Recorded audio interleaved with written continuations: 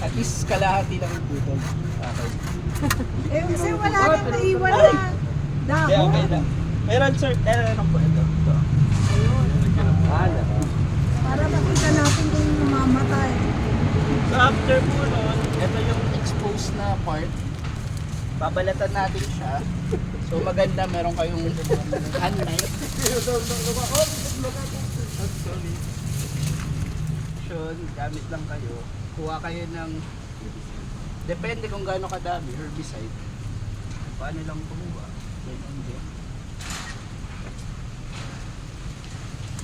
Kung medyo matigas, pwede kayo mag-drill po. No? So, inject nyo. Yan. Pangit ang bird tree. Oh my God. Tignan lang bird tree na.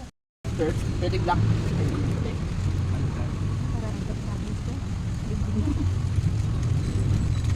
So dito, i-fix nyo po yung ano.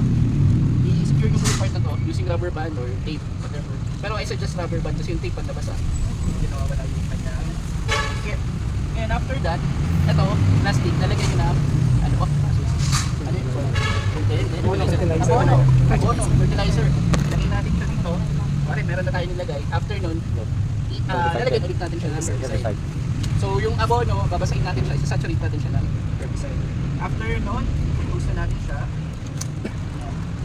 And kapag close na natin, kailangan ilagay natin yung bait kung kailan natin